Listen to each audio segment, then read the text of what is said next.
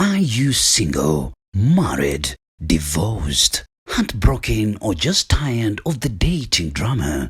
This is not your regular relationship talk show. This is Love and Beyond, where we keep it real, raw, and uncensored. No fairy tales, just facts, healing, hard truths, and hope. Hosting our very own Allan Lawrence, psychologist, coach, author, here to encourage, equip, and empower you with tools that actually work. So, if you're ready to heal, grow, and love better, subscribe now. Watch on YouTube and social media platforms at Allan Lawrence, because when love isn't enough, we go beyond it. Now, welcome to Love and Beyond, where we interrogate conversations, we engage, we ask questions, and we are open to raw, real, and uncensored responses and understanding of ourselves, and even more. So don't be afraid to think beyond your norms. Don't be afraid to ask questions that you may have previously been afraid to interrogate, because it's in the fear that we don't understand what the truth is. So today before us is an extraordinary guest who hopefully we are going to get to learn a lot from. He's a certified relationship coach. He's an author who has written over 10 books. He's a Continental Award-winning author who has transformed life through his books and so many others. He's a speaker, he's a minister of the word, he's a corporate MC, among so many other hats. But just for today, we're interrogating, before you think of dating, one of his books that has been very instrumental and hopefully is going to help you and many more who have, by testimony, come across it. So without further ado, let's hear it from our very own Allan Lawrence. Yeah, thank you so much for the amazing work and everything that we are ready to learn and also relearn some things. Okay. So I'm really excited on this amazing journey whereby we are going to redefine relationships for that matter. Thank you for that amazing intro. Thank you.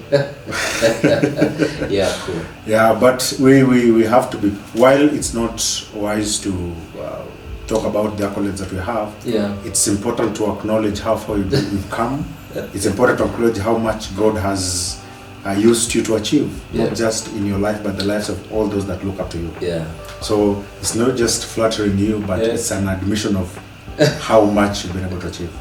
Wow. Thank you so much, because I believe at the end of the day, I want us to live a life whereby we die empty, because at the end of the day, 100 years ago, we were not here. 100 years to come, we might not be here. That is why we are putting ourselves out there to ensure that the goal is for us to die empty. You can't believe it that today you walk into a cemetery, you can't even imagine there people who could have discovered a cure for HIV, a cure for cancer, but they have died because they didn't want to manifest their potential. And I've always said that since we are young, we have the energy, we have the time, we have to do what we have to do, because nature has a way of just aligning everything and anything to work in our favor. So we have to do what we have to do, and with the right attitude, with the right mentality, we'll be able to achieve this as long as we work in synergy. That's very profound. Yeah. Now, without further ado, let's dive into your book before you think of it. Yes. Most people have spoken of, and those who've gotten an opportunity to read it have immensely shared their testimony about how much information they may not have been aware of that is in that particular book. Yes. So today we're going to dive into interrogating some real questions. And as we said, our tagline goes, we're talking about real, raw, and uncensored, which means you should not be afraid to be hated by those who may not like a response. The gloves must be off. Exactly. Yeah. So today we are fighting as we should. Yeah. Let's address the ignorance that some of us may have. The fear of not accepting certain realities because we don't want to be perceived a specific way. Your book, Before You Think of Dating, has so many insights, has so much information, research that has gone into it. The first question that I would want to ask, or maybe anybody who just hears about the title, is what is the purpose of dating? Wow, interesting. Yeah, it's amazing that you just started it on the higher note. You see, let's just shoot it from the hip the way you are saying. What goes in before even dating and everything. Because if the purpose of something is not clearly known, abuse is inevitable, as said by the late Dr. Miles Monroe, whereby why are we actually getting into the relationship?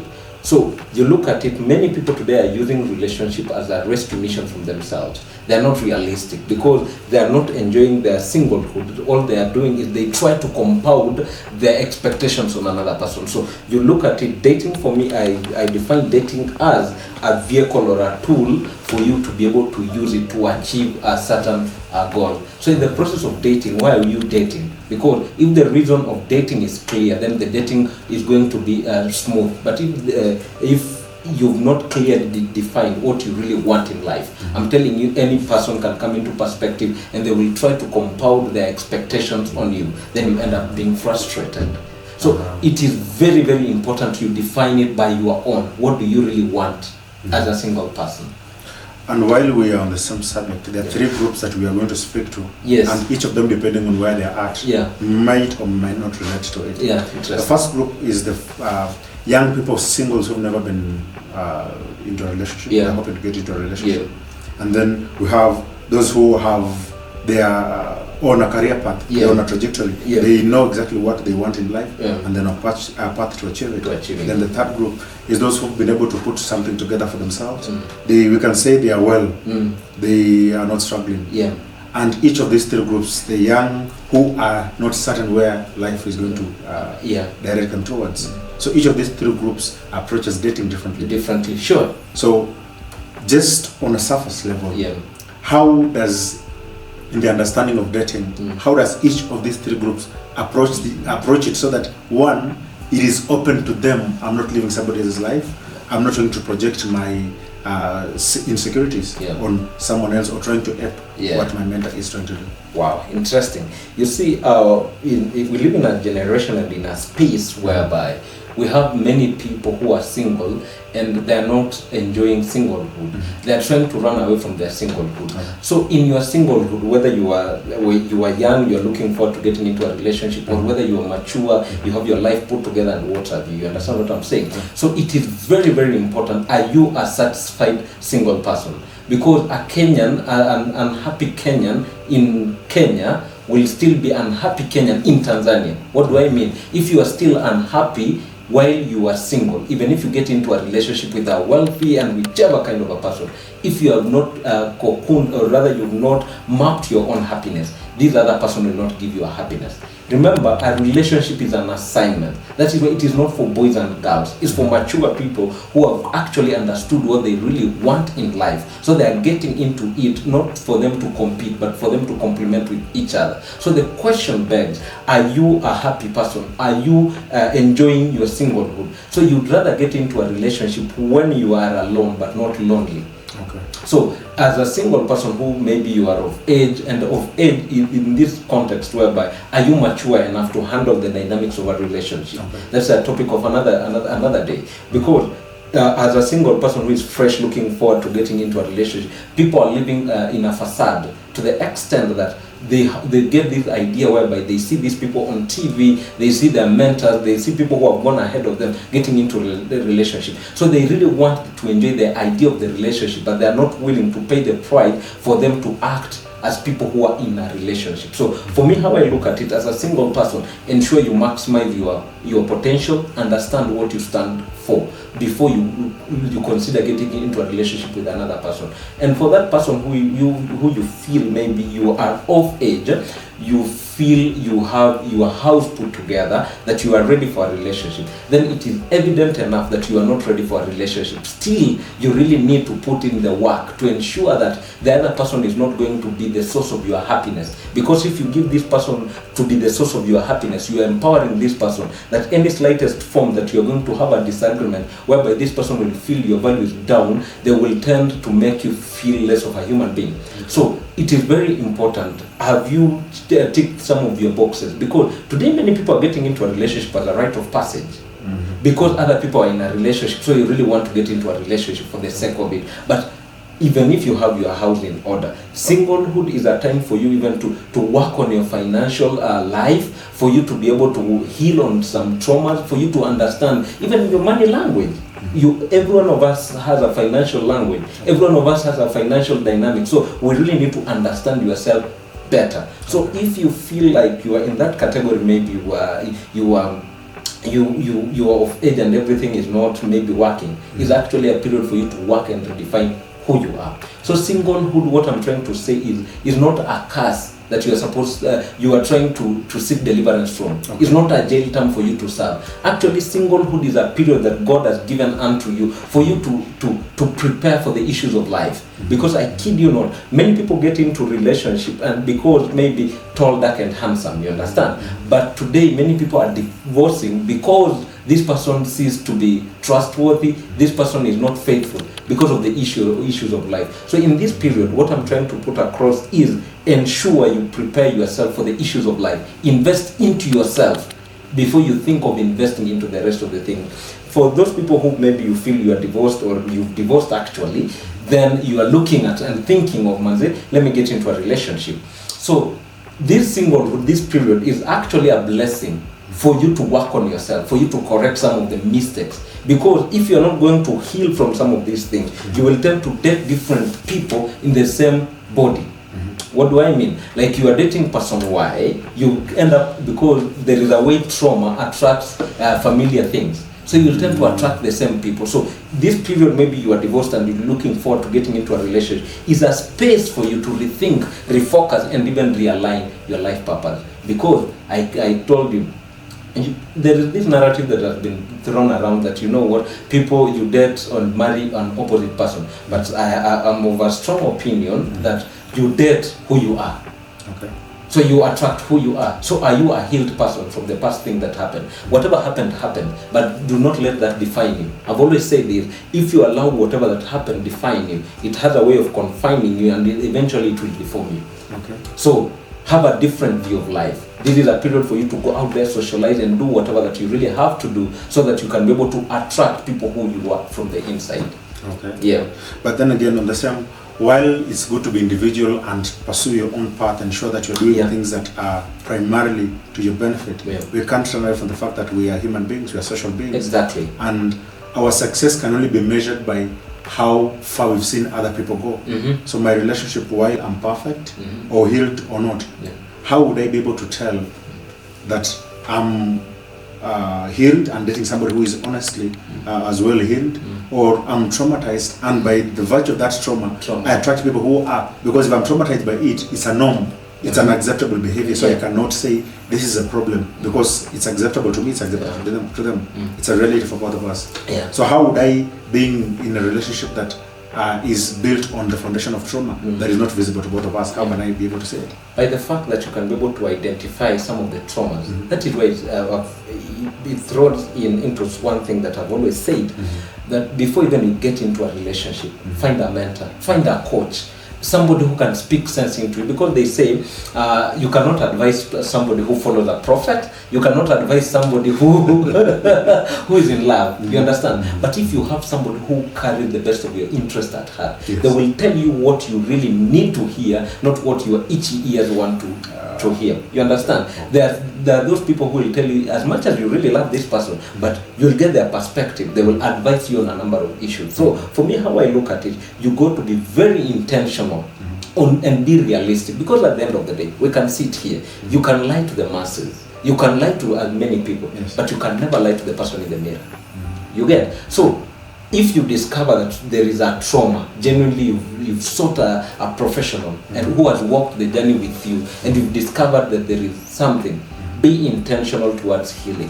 For you being hurt, it has got nothing to do with you, but you taking in the hurt has everything to do with you. So it is how you handle that hurt, is how you handle that happiness in you, so that you can be able to vibrate and attract the same energy that you give out there.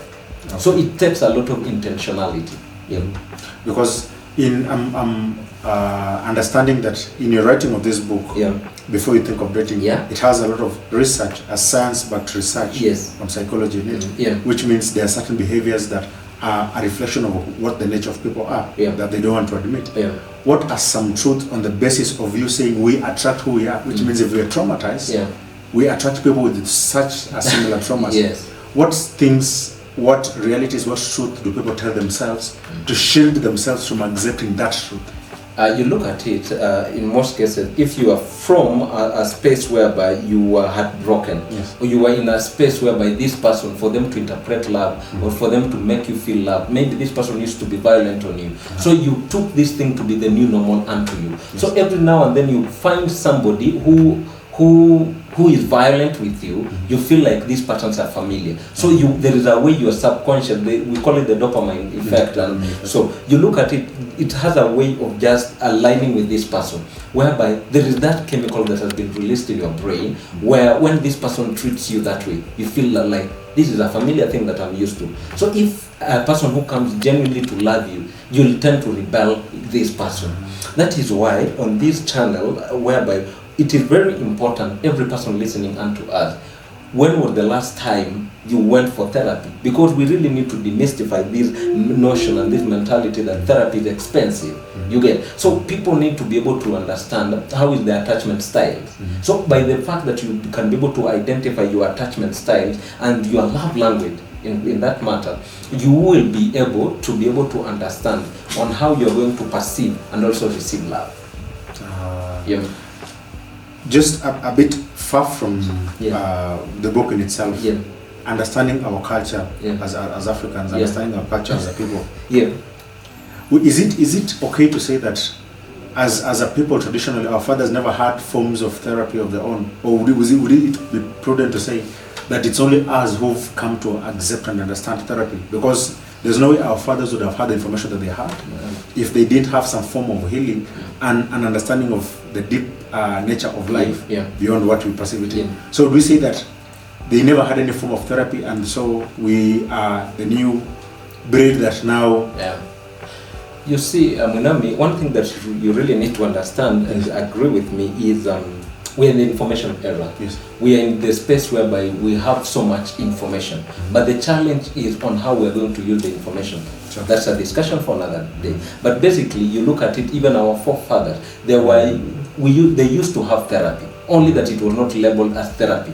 Because you will find them, they'll be able to consult, even biblically. For those people who are Christians, you look at it in most cases, no matter how this person was big, they used to go for a space whereby they'll be counseled. So I've said this in Christian circles, every seer means an overseer. You get? Yes. So in this context, you look at it as Africans, they used to go for those things. People used to be narcissistic in nature, but because they had not even put a label that this person is narcissistic in nature. So there is just a way they could handle it, only that they didn't label it. So for me, how I look at it is, if you are a person of authority, eventually you have to be under authority. So you look at it, mostly in those eras, our forefathers and everybody, they had somebody who they were accountable to.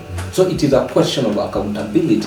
In the same way, only that today you find we are too proud, our generation, we are too proud to the extent if you seek for you to be accountable to a person, it is taken as a form of weakness. But in reality, we need to understand that being accountable to another person is a sign of strength. Yes, you understand you are strong. Yes, you understand you're big. But you've decided to be submissive under this person, because submission is not stupidity, it's strength put under control. So they used to submit, and they were people who they could be accountable to, and it really helped them. So in a way, because since we're talking about dating, understand, before you think of dating is not a modern thing. It's not new, as we say it. There have been different forms of dating and courtship and getting to know the other person before you officially marry. Understanding our context culturally, so and by culture I mean somewhat away from the religious setting, as that may be, because that will bias the honesty that certain people have. Yeah, sure. I get understand it. The theme of this program would be on raw, real and uncensored. Some truths that you don't want to admit, but it's true regardless. So your emotions does not in any way change what the truth is. All right. So now let's understand from our perspective, from our cultural perspective. What are some of the things that our fathers did that made these interactions traumas, certain family deviations, made it possible for one to marry to a specific that maybe we do not have an understanding of. Yeah. You look at it, for example, even still it is happening these days. You find somebody telling you like, wewe ni Kikuyu, you should not marry from a Luya. You understand what I'm saying? Because waliambiwa this tribe. So you look at it, even we've been in spaces whereby even in religious circles, unapata people are being told that you as a Christian, you should not marry a Muslim. You as a Muslim, you should not marry. So you find we've been cocooned in a space whereby as much as you love this person, there is a way you control yourself. You understand? So I feel and I strongly look at it, as much as we are in the information era, you have to look at a person who you align, whereby your purpose is in synchrony, then the rest of the things can be able to be readjusted. So back to what we were just saying, you look at it, even people are biased. Today some people will tell you that, you know what, personally I don't buy the idea of polygamy. There are some people, and polygamy has been there, let's not run away from the reality. Sure. You get. So there are some people who will compound their own experience. So they'll be like, because personally I had this bad experience, I really don't want polygamy. Another person will be like, polygamy is nice. So they are trying to compound this thing unto them because of the experience that we had. Okay. So that is why it is also very important. You as a voice out there, whatever that you are putting out there, there are some people who are listening. So do not give misleading information based on your own experiences, because you can create a cult, for lack of a better word. You can create a cult because of your experience you had, and you make it look like it is a standard. A blind following. Yeah. So it is very important that we need to be balanced. So in this context, back to what you were just saying, there are some things that our forefathers and the generation ahead of us used to do. They were maybe, that was the best of their knowledge that they could do. The same way, like we grew up in families, you grew up and whatever that your parents could give you, that was the best to their knowledge. You understand? And that is the best that they can afford. So we cannot sit here and castigate them that, you know what, wangetupatia hii, they could have given us this and this, but that is the best that they could offer. So you can come from a dysfunctional family, but let not that dysfunctional family come out of you. So just to answer us, that we have to do a paradigm shift in everything that we do, in our action, in our words, and generally in our demeanor. So it is very dynamic in that area. But now, far from the society, how does one know that they are dating to fill a void in them, or they are dating to honestly connect to an individual? And this is in two parts. How does one who is not yet know that, and how does one who is in a relationship know that? I think I've been trying to fill up something that, even though I'm in a relationship, I don't think this void is getting any filling. You understand? You see, if actually you are reason for a relationship, even just to put it this way, the reason for you getting into a relationship tells the motive. We will know the motive by why you are getting into it. The motive is above everything and anything, and the motive is more of just a culmination of the purpose of everything. So you look at it, if this person, are you a satisfied person in your own space? If each and every moment you have to throw your strength from this person, you have to draw your strength from this person, it means that you are not enjoying your own company. Also, just in enjoying your own company, if today you are dating this person and every now and then you call them, they're like, I'm with this person out here, I'm hanging out with this person, then you have to question this person, because this person is not enjoying their own company. Because if they are at all enjoying their own company, they will not come into your space and become so clingy. So me as an individual, me as Allan, am I really enjoying my own singlehood? Or am I trying to run away from my singlehood, trying to cover my loneliness by seeking a relationship? Whereby, ask yourself, today, minus as a lady, minus you being called that you are dating so and so. Ndio naona mpaka siku hizo watu huko nje wanajiita bibi ya tajiri, bibi ya so and so. Minus those titles, who are you? Let's scrap off that title of you are mama so and so. Who are you? Because the women of today, I tell you, they are not only good in the bedroom, they are also good in the boardroom. They are not only good in the kitchen, they are also good in the spaces. They are not only drawing those eyebrows, they are also drawing business plans. You understand what I'm saying? So, if you do not have a life, do not think of getting a life partner. So, what defines you? What keeps you busy? Ensure that you achieve your purpose. Ensure that you are living in your purpose. You might not be there up there, but at least there is something going on in your life whereby this person will be able to find in your purpose. Remember, we don't marry people, we don't date people, we marry principles. Where do the two of us meet? Yeah, so it's very important on that matter. But what is the difference then between care and obsession? Because when there are people who are dating, and somebody who cares about their partner, and there's one who is obsessed by them, and the one may be interpreted for the other, which is wrong. So how does one know the difference so that they don't allow this obsession to go beyond its limit, that it's difficult for them to leave the other party because you've talked about being clingy? You see, it is very paramount, because I'll just answer it this way. Ensure that you are friends with this person before you become partners. Okay. So that it becomes easier for you to be secure around each other. But the challenge is today people are dating and they're getting into marriage when they are fans of each other. You understand? Whereby fans will keep clapping for you, even if when they're escorting you to your graveside. So it is very important. Are you a fan or are you a friend to this person? Because friends will be secure with each other. That is why in most cases you'll call me out, you'll tell me that this and this is not correct. We will disagree in private, but we'll celebrate each other publicly. So but when you are fans, you tend to be like, I'm more on the losing side, I'm all those kind of things. So it is very important that you as a person ask yourself, am I a fan of this person or am I a friend to this person? Okay. As much as you really want to be in that space. So when you'll be able to discover and build on friendship, it is easier for you, even if this thing does not work, you'll not feel I've wasted myself. But when you start for a relationship, then you try to build friendship, kitakuramba. So manze kwa mabeshte na umse. So that will help limit the understanding, will help build the understanding of obsession and care. So that somebody you don't think they care about you, but they're obsessed that they for them to. So that one my fans. Because fans, they're more interested, fans are more interested in what is in your hands. Okay. But friends are more interested in you as an individual. Okay. Whether there is something, whether there is nothing, they'll just be there. And that is why I challenge each and every one of us listening unto us. It's better for you to have fewer friends other than for you to have these followers of so many people. And yet, these people, the day the limelight goes off, the people who will remain, they're your friends or rather your family, not the fans.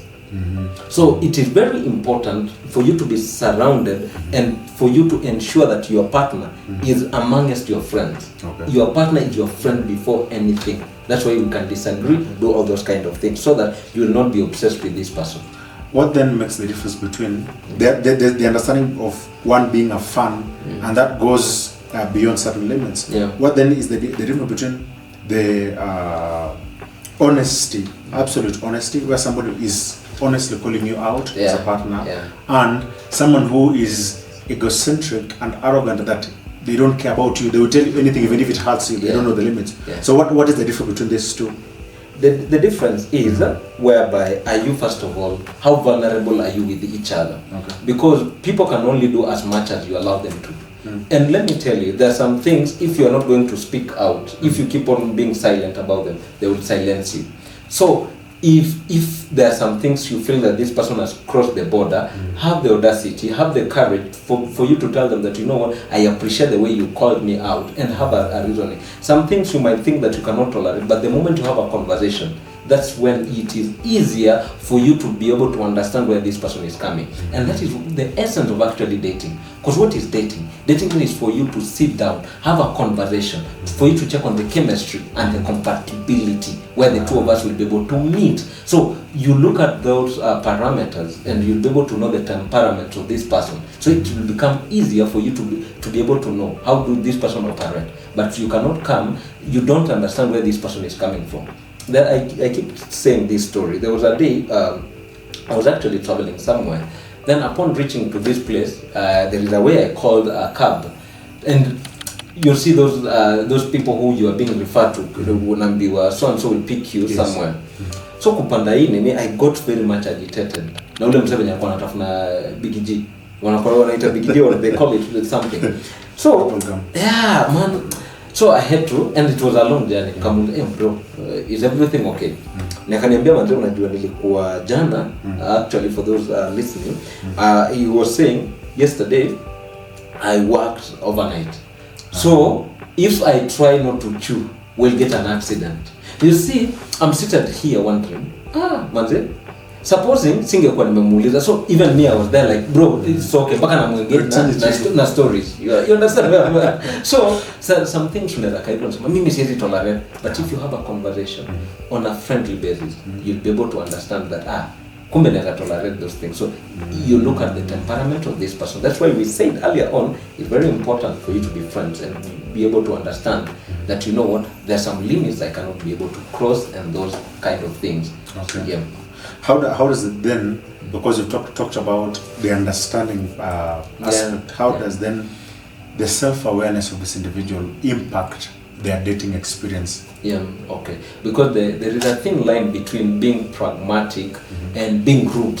There is a very thin line. Okay. There are those people who really believe in the beauty of their dreams. There are those people who actually understand what they stand for. So you cannot just come and push them around or push some ideologies down their throat and take it lying down like an envelope. No, they'll be like, no. So it's for you to be able to understand that this person is self-aware, and that being aware does not demean you as a person. It takes a strong person to relate with another strong person. Okay. But if you have to demean another person for you to feel strong, then I kid you not, you are one person who is very dangerous to the society, because we are unique in our own diversity. So if I'm unique, I need to appreciate your uniqueness. I need to understand how this other person operates, how this person works, so that we can be able to work as a synergy. As much as I'm self-aware, there are things that we really need to be very considerate and be able to not to rub our ideologies on people, not to be able to push them just because you want them for a relationship does not warrant you to police them. Do everything that you really want within your power. Is for you to appreciate that this person operates this way, and to be able to look at where do we meet. Okay. Because a true relationship is in a space whereby what are some of the things that you can be able to compromise, what are some of the things that you have to tolerate. And that's why it is very important, what do you tolerate in a relationship, because what you tolerate in a relationship, you are empowering the other person and speaking to the other person how they should be handling you. So there are some things you really need to be strong enough to speak them out with utmost wisdom. Okay. To be able to, even with the way you unravel yourself before people, in a space whereby you have to just to employ a lot of wisdom. Because, with all honesty, there are people who nowadays cannot handle the truth. Because they're used to being around people who praise them a lot. Yeah. And if you're not praising them, they feel as though you're selfish or you're jealous of the achievement. Yeah. So all they want is an environment, an echo chamber of constant praise coming their way. So they cannot handle that. So then in the journey of self-awareness, because we're talking about before you think of dating, which is a profound book, by the way. Yeah. If we talk about before you think of dating, how do we then notice the difference between people who can honestly take truths and people who can be able to engage us honestly? They're not afraid to disagree. They're not afraid to point out some areas that we need to correct ourselves. So how do I know the length to which this is self-awareness and this is what we term as rudeness or narcissistic? In fact, nowadays people say narcissistic. There is this word people nonchalant. We use it to refer to anybody who we disagree with or anybody who we think is not praising us enough. That you're narcissistic, you're nonchalant, you're all these kind of things. But then what is the line between self-awareness and narcissism? So that people don't think that you're entitled to praises, you're entitled to all these good things, but we cannot point out your mistakes when you make them. Wow, perfect. You see, there is one thing that people need to know. You out there, I'll say this, do not allow people's praises get into your head. Because the moment you allow people's praises get into your head, they make your head so swollen to the extent that your rightful crown does not fit you.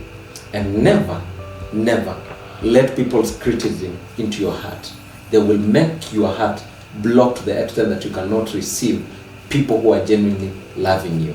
So it is very important for you to, as much as people will be praising you, and all of us here, nobody does not love being praised and told good things, because it raises even your dopamine. Yes. You see the loving chemical and what have you. So as much as you really want to be in that space, you as a person, it's not about the other person. You as an individual, are you before the other person tells you who you are? The word that come after I am are more important than what the world will be able to tell you. So it is very, very, very key and very paramount. What do you tell yourself before the other person come and critique you? It is, the other day I was watching some movie that is trending out here. This person was being written off by some known famous artist and what have you. So this person really felt downcast, and they went home. The mom was telling them that, you know what, as much as the world is not celebrating you, I believe there is something in the inside of you that can actually manifest. So you have, even in most cases, the people who will negatively critique you, even they don't care. Wewe uko pale, you are seated back at home thinking about what this person says. This person does not even care. It's never that serious. So even if your partner, the person who you love the most, I'll be lying to sit here and say that it does not matter. It matters, but you cannot peg your how can I put it? You can never peg your importance on this person. Just like the same way, today we walk in a restaurant. Maybe you have appetite for something. I have appetite for something. So if we order something, does it really mean that the other something that was equivalent to it? Does it mean that its value diminishes? No, it doesn't. So if a person comes and critiques you, if a person comes and throws mud at you, does not mean that your value goes down. So you have to be having a strong personality that you do not allow the negativity come into you. It is not the water from outside that sinks the ship, it's the water from the inside. So it's not about the other person, just to bring us up to speed. It's not about the other person. It's you as a person, you as an individual. Which word do you speak to the person in the mirror? The word that follows, I am. So do not peg your self-esteem based on what people are saying. Because understanding this book, when you talk about before you think of dating, you are not talking about a union here. Yeah. It's not a book that is pegged on building relationships. Yeah. It's a book that is pegged up, primarily founded on building the individual capacity and self-development before they find somebody else. Yeah. Which means there's a truth that we may not want to admit about ourselves, which we need to face before we get to... You have to face your demons. Exactly. Yeah. If the very same words I wanted to use, face your demons. What are some of the demons that we are not willing to accept? And here, let's talk about individuals. Yeah. Because if anybody tells it to you, you'll take it as abuse. Somebody says it's either abuse or motivation, depending on who it comes from. So if it comes from somebody who you like, it's motivation. If it comes from somebody who you dislike, it's abuse. What are some of the demons that we are afraid of facing as individuals, because we want to tell ourselves the truth? I don't want to bleed on the next person. What are some of the demons that we are afraid to confront? One is about my traumas. Which traumas am I really having? Okay. Because if I'm not realistic and to be able to deal with the elephant in the room with that trauma, I'll keep on bleeding to these people who actually did not cause trouble, who did not even hurt me. So it is very, very important that as a person, which traumas am I having? The other thing that is very, very important, what is my money language or my money habit? You see, we live in a society whereby as much as money is not everything, but is an enabler. You understand? So as much as you really want, you can be needing a soft life. I've said over and over that you can never expect champagne on a changa budget. It means that soft life that you are really desiring, are you ready to fold the sleeves? Are you ready to do the dirty work for you to be able to get something out of it? So as a person, which money language do you have? You understand? That I'm having bad character in terms of my spending habit. Yes, you can be making the money, but are you willing actually to be able to like spend the money, save, and all those kind of things? So you have to look at that. Then the other thing is about my attachment style. You understand? So maybe I'm a person who, because of my upbringing, there's that demon in me that I really need to face and tell the elephant in the room that, you know what, you must get out of the room. So those are some of the things that it is very important, to the extent that how realistic am I with the person in the mirror again, I'll say. So when you look at yourself in that mirror, what am I really doing to manifest my potential? Because you are not just existing, there is a reason for your existence. So are you really doing what it takes for you to have longevity? What are you really doing for you to have more reason for you to keep living? Because we live in a society whereby there are more people who are causing trouble. But am I a person who was healed enough to be able to be the change that I really want to experience? Yeah. Just a bit of a deviation, because when you're speaking, I recall something that used to happen. Yeah. When you were growing up, and you were raised by our parents who we've been raised old school. Yeah. Thank God for these kids who you face the world for doing whatever you did. Today you'll be grounded. There is no sausage for you. There's no this and that. There is no 2 pillows for you. We grew up in old school, and still on the subject of dating, the male-female dynamic in school. If you touched a girl, she would report you. Your parents, if they saw or heard you had spoken to a girl, it was a problem. If there are certain things that were taboos, and based off of that reality, some of us nowadays are compensating for that reality. The things we were not allowed to do, the moment you realize that we could do them. Because nowadays, I don't remember the time my mom told me, do you know, from now I can't beat you anymore.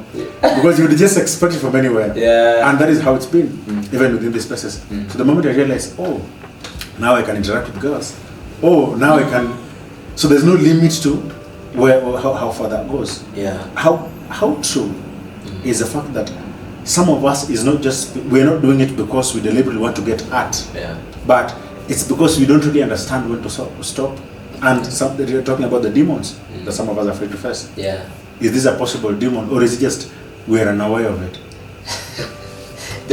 You see, it's only in Africa that we are never taught that freedom comes with the responsibility. All of us, we really want freedom. We don't want to be accountable. So we just want to live our life like anyhow. Just to sum it up, it is only rules that make rulers. How powerful you want to be is based on the kind of rules that you follow. So you look at it that everybody wants to run from that place whereby we feel we are controlled. And the moment you have these things, because you are not taught responsibility from the word go, that's why we are seeing people messing around. Because they are like, you see the way ni kama umefungulia nyuki. Zinatoka sasa zinaenda everywhere. They really want to experiment. So most people, because of the thing that we didn't experience from that space, we come trying to experiment. We walk blindly. We want to do these things because we saw our mentors, we saw people doing all these kind of things. So, but it boils down to one thing, and I'm saying this to mean that there is still hope, whereby parents and everybody, each and every one of us here, we will be able to inculcate sense of responsibility. Let's have this conversation from the word go. That you know what, it is normal to have feelings toward this person. It's normal to those basic things, because we were not taught about those things. We were just taught that mtoto ananunuliwa supermarket, you understand. So later on wakati unakuja kwa world, you really want to experience that. Let's just be realistic. So ni kitu ya maana sana, to the extent that let's normalize having this discussion. And that is why on this episode, it is key to each and every person listening unto us, because we are leaders. Remember, if each and every one of us, there are 5 people, you are going to teach being responsible, how the society will be. To the extent that it trickles down, that you know what, I have my nephews, I will learn to go out with them, I will be able to learn to teach them on how to socialize with the opposite sex, na mambo kama hayo, so that the world cannot be able to teach them. Because asiyefunzwa na mama yake, asiyefunzwa na familia ya karibu, atafunzwa na ulimwengu. Just to mean that we have a responsibility by the fact that some of us, there is light that has been shed unto us. It means that we have to be able to be responsible enough and teach to the next people, and also even help people heal from those kind of things. But what do we do today? We find a person, because, and especially boys, because we've learned not to speak about the traumas, we end up hurting this, especially the ladies. kwa sababu we are not willing to talk about this thing.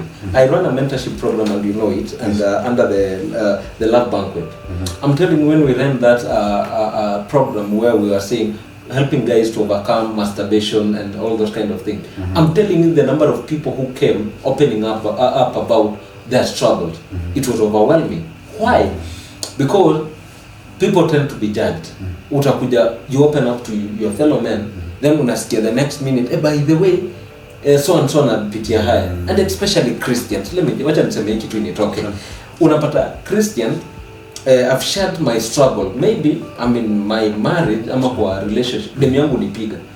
So nikikuja niambie Mwinami, you know, by the way, my wife blah blah, my wife beats me.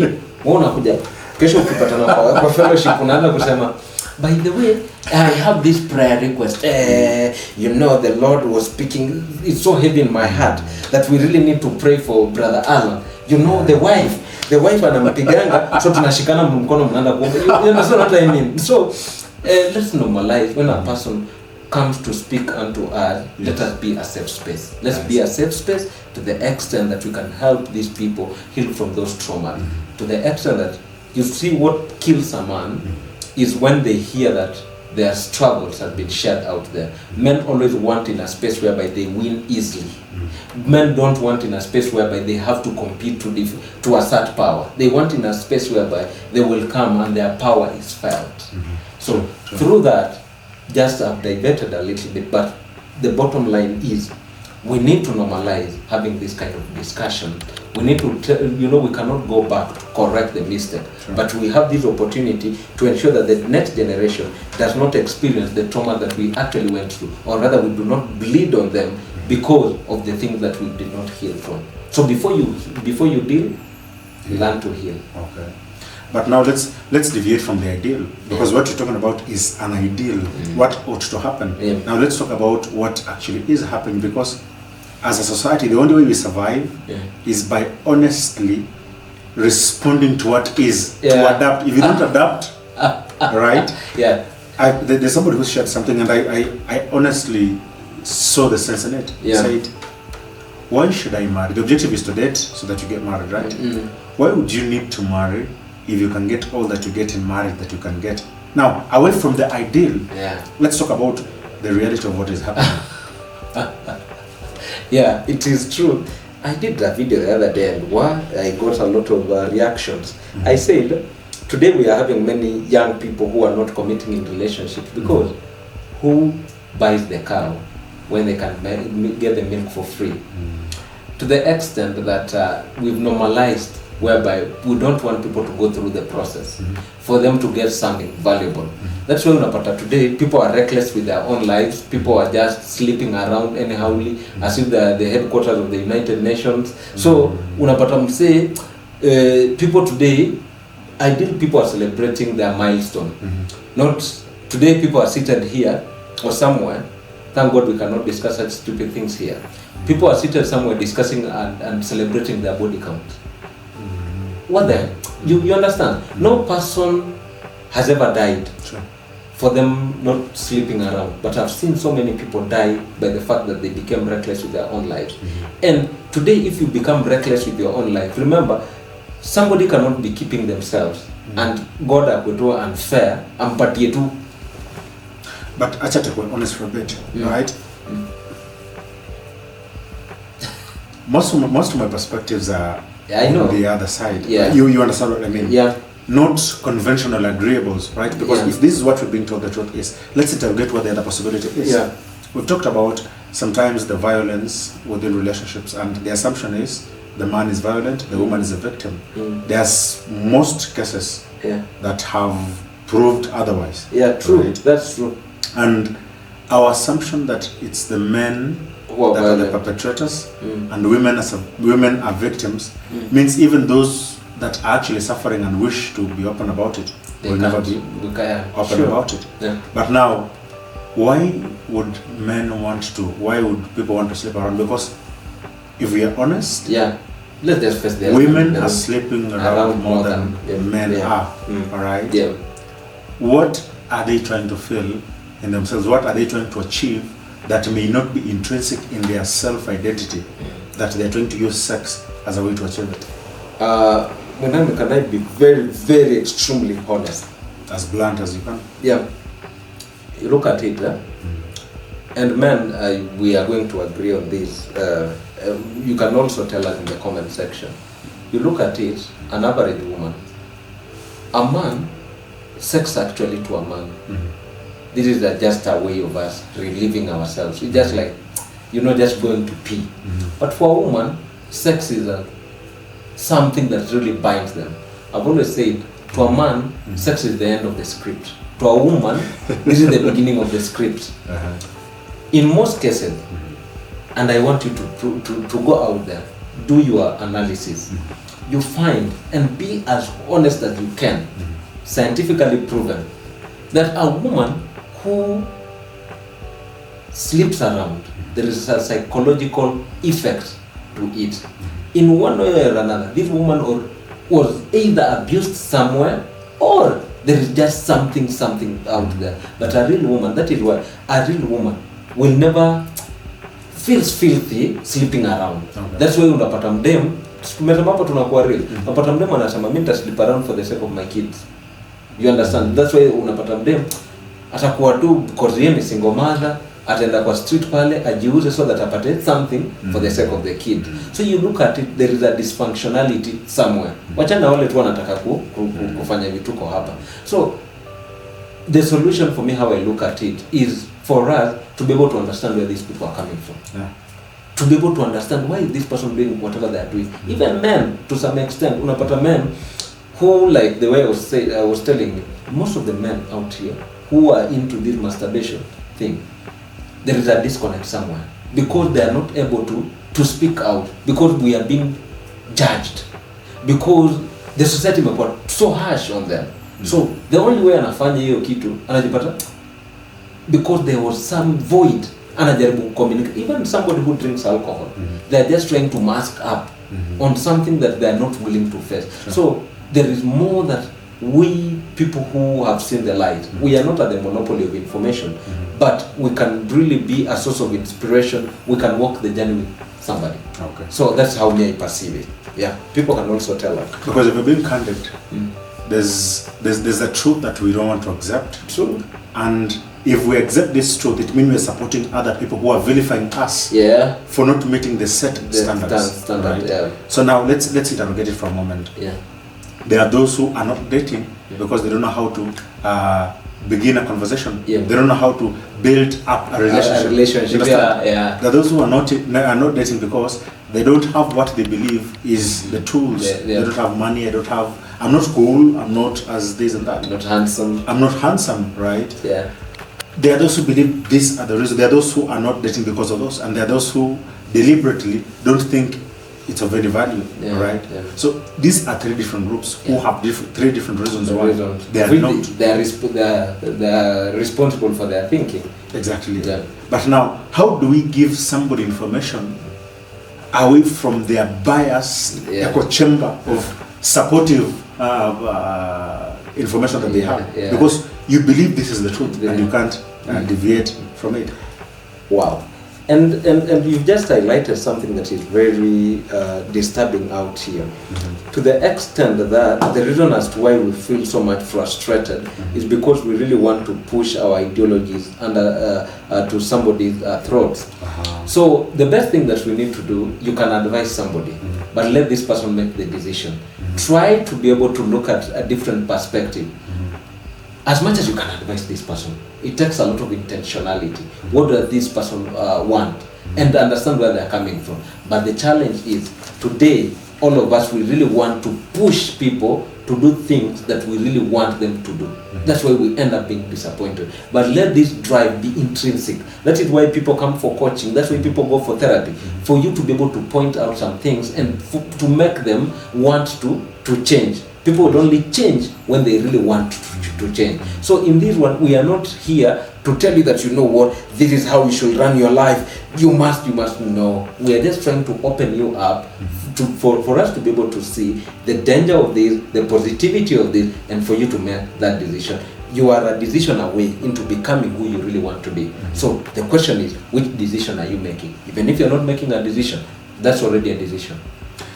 And being a minister yourself, Yeah. and I'll be putting you on the spot, but do you think there are places where, there are times where the church has not been honest with the truth about who men are, because they want to box you to one specific pattern of you come, you've met this lady, come to the pastor's office, let's talk, you go do this, date for 6 months, let's ensure this, and then we sponsor your wedding, go start living your life. Is there possible truths that we may not want to tell them because we don't want to soil the name of the church? We don't want to give a false impression of what our youths are like, what the boys and girls who've raised in our churches are like. Wow, thank you so much. You know, it got me thinking. It's true what you're saying, because today, if I'm abusive in my relationship, or rather I'm even abused in my relationship, I reach out to an ideal pastor. The response is, let's pray about it. You know, God is against these things. Yeah. I'm one person, I'm a firm believer of, let people separate, but not divorce. Let people separate for some time, and for them to be able to think on what they really want, and to be able to see. The challenge we are having, pastors, where contemporary knowledge and wisdom is needed, we want to put the place of prayer. I'm not here to undermine prayer. I believe in prayer. I practice prayer. I do everything. But where wisdom, knowledge is required, please let's not substitute it with prayer. Sure.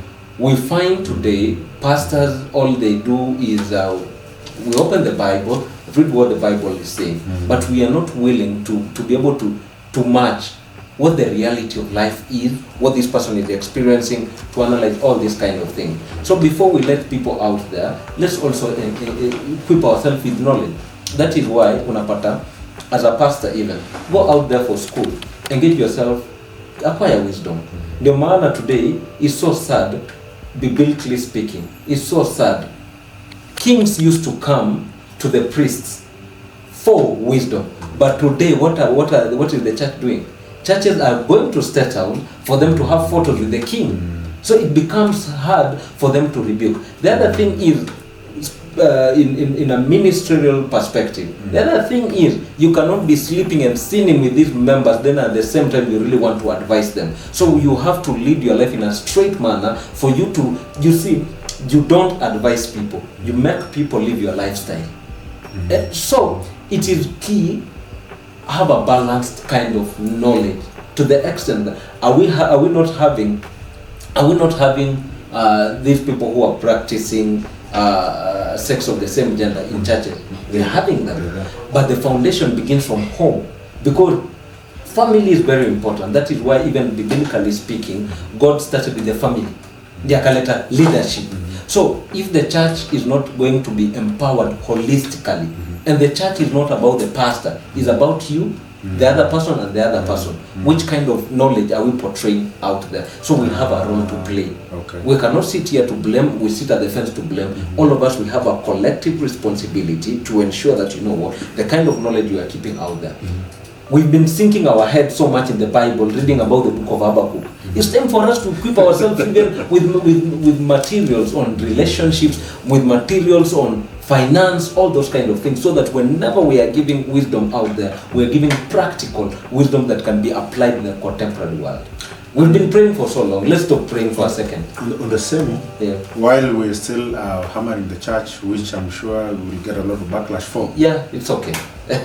Do you think some of the reasons why the church nowadays, the greater percentage of the membership is more female than it is male? It is more our mothers than it is our fathers. Do you think it's possible because we've substituted our biological fathers for our spiritual fathers, and as a result, we are trying our best to call the pastor daddy? We're trying to please the spiritual and deviating from who our biological fathers, who are able to teach us. The moment you get this age, this is going to happen. The moment you get here, this is going to happen. And the spiritual dad knows a lot, but not about you. Your biological father will teach you and walk in you. You walking behind him, you will learn a lot, right? So is the failure and the percentage drop in the church of men because we've substituted our biological fathers for the spiritual? Even women today, they call their pastors my papa, my priest, more than they call their husband. A discussion for another day. You look at it, women are more emotional. Yes. Men, we are very intentional. That is why even today, put up a conference. We've been doing these conferences. Yes. Put up a conference, say something. You find women will go out there praying and doing all these things, because it is, even that's why it's easier, the church, let's just be honest, that's why it's easier for the church to manipulate women. Why? Because women are emotional. Ukikuja waambie hivi na hivi na hivi, mambo inaenda straight. But let me tell you, from even a Christian perspective, when a man stands in the place of authority and offers direction, God honors that voice. Okay. The same case, even in the contemporary world, if you allow a man to lead, things will run effectively. But the challenge here, what is happening in most cases, we are not giving men in a space whereby they will be able to exercise their power. And it does not mean for them to come and remind you, I'm the man in this relationship. No, it's for them, for you to submit under them, and for you to reason with them. When a man sees you as an ally, when a man sees you as a friend, they will sit down for you to learn together. So how I look at it is, let's avoid this habit of manipulation. Let's avoid all these kind of things whereby we want to listen to more to even what my papa said, especially this prophetic ministry. Let's be honest. My papa, my priest. Unasikia mtu anasema, it's not about the Bible, what the Bible said. It's all about what my papa said. And it has been taken as the gospel truth. So let us give people a space whereby this person can be able to sit down and cognitively think for themselves. That is why we go to school. That's why we empower ourselves with knowledge. God did not bring you on earth for you to study a journey, to start a journey going back to heaven. He brought you here on earth to subdue, to enjoy, to have dominion in all spheres of our life. So it is very important. Even that is why on Father's Day, it is good we celebrate women who are doing things, who are stepping up. But let men be celebrated on Father's Day. What you remember, I'm the lady but the father in this relationship. You understand what I'm saying? So for me, how I look at it, bro, is very important that let men be men, let women be women. And there is a place of our spiritual fathers, our spiritual parents, and there is a place for us to be able to honor and listen to our biological parents, because they know us more even than the rest of the people wenye baadaye umekuja kugrow into them. And just as a closing, I think I relate to, there's somebody who said that by the time you begin to understand your father, you've already become a father, and your child misunderstands you. They will only understand you the day they themselves become a father, and the child will also be misunderstanding them. So in the close, just to be sure, 20 minutes, some 2 minutes? 20. So just as a closing, one thing that I'd like, as we close on the chapter or on the element of churches and pastors, one thing you'll know is that most of the people who will come and comment and talk about how we are judging them harshly are people who are here to defend their apostles. They're here to tell you this is the only church that will take you to heaven. This is the only true prophet. This is the only true apostle. If you have to defend your preacher and your preacher cannot use the scripture to speak on the ground that they speak for, they cannot direct to the scripture but they direct to themselves, then it tells us about what you believe. I can't change what you believe. You believe what you believe. If you say this is the path to heaven, follow it, and of course God will be with you on that. But you're not here to tell you where to go to. We're here to give information. How you act on that information is entirely up to you. So as we conclude, before you think of dating, who is the man, who is the woman as they begin their dating experience? Wow. Just before when I dive into that, you see, as much as we are really saying there are fake pastors out here, there are fake prophets, there are also fake Christians. So, and it's the fake Christians who are empowering these people, because our itchy ears really want to hear what these people are saying. But you see, if we learn to be able to be holistic, there are some things that will not be able to compromise. So, who is a man, who is a woman into this context before you think of dating? For me, a man is a symbol of authority. To me, a man is a symbol of direction. That is why a man has a role to play, protection, provision. What's enough? Just another penetration. You understand? So, but we live in a society whereby many people get into relationships because of the motivation of the penetration. But it is very important for you as a man understand who you are, because any place a man shows, rather, they show sense of direction, sense of security. That is why today, when people are sleeping, na mtu asikie no kwa mlango, nani anatangulia kutoka? Mwanaume. Kwa sababu gani? Ataenda pale a confront the giant. Hata kama watoto watakuwa huko nyuma wanashika koti ya daddy nini, but yeye ndiye anakuwa pale. Yeah. So for me, a man is a person who is ready to lead other people, and is a man who understands their position. A man, you don't need to remind a man who he is. If you ever find yourself trying to remind a man, or rather trying to tell people that you know what, I'm a man, you failed. A man, we see it in your demeanor, we see it in your words, we see it in everything that you do, because you don't have to speak. And to a woman is somebody who really follows purpose, who follows vision.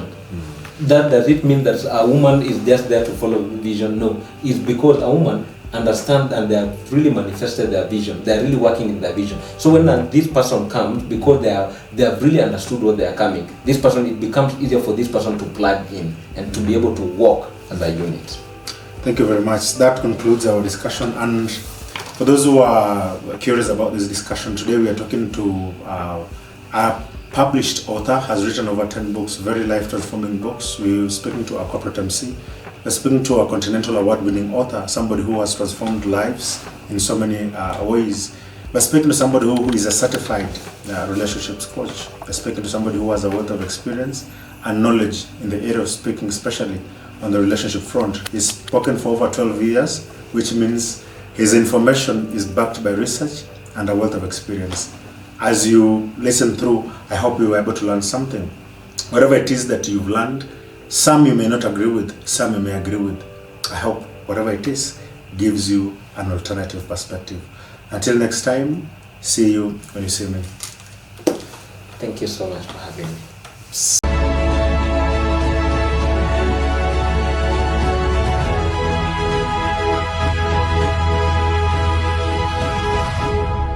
Allan Lawrence. Encourage, equip, empower.